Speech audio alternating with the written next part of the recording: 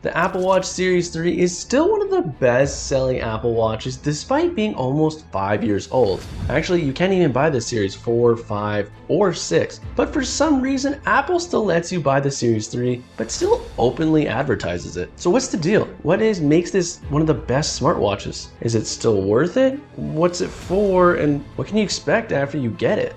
The Apple Watch Series 3 is available in two sizes, 38mm or 42mm. The Series 3 has classic Apple Watch design with round corners and limited color options. You can only currently get the silver and gray, so you're limited on that front, but adjustable straps do allow you to add some color if that's something you're into. They have pretty much any color imaginable. The Series 3 is slightly thicker than other Apple Watches you'll find now, measuring in at about 11.4mm thick. The Series 3 also comes in at about 52 grams, and if you're wondering how heavy that is, basically just holding a piece of bread, so it's pretty light. As for comfortability, it feels great on the wrist thanks to the silky smooth silicone band that it ships with. While not to everyone's taste, it does fit in well to the aesthetic of other Apple devices, making it perfect for an iPhone user to pick up. It also comes with an OLED 1.65-inch display screen, which is nice and easy on the eyes and has some bright colors and easy to see screen. The resolution varies based on size. The 42mm has a 312 by 390 resolution, while the 38mm has a 272 by 340 resolution.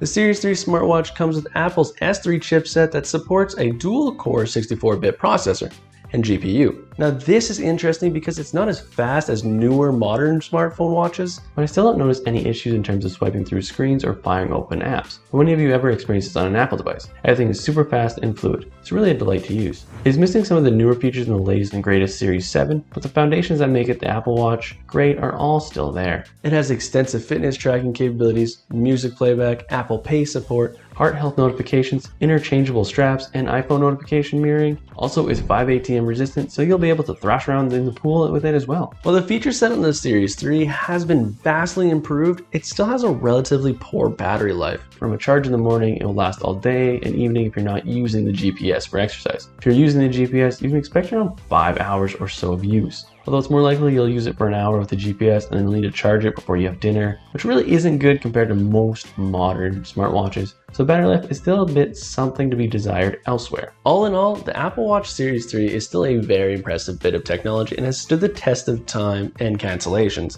I'd recommend the Series 3 if you're looking for your first ever smartwatch, want to keep it low budget, still get good quality use out of the watch. You'll still get nice qualities out of the watch, even if the battery life isn't that great, and that probably won't be changed in the future. But if that doesn't bother you, the watch is still comfortable to wear and still has a wealth of apps, and it's still beautiful and a good lifestyle device to have. But that's just my opinion. Why don't you let me know your opinions in the comments down below. Give the video a like if you learned anything, and maybe hit that subscribe button if you enjoyed these types of reviews. If you want a little bit of a newer watch but still want to break the bank, then why don't you check out this video on the Apple Watch SE. Maybe you'll find something more intriguing there for you.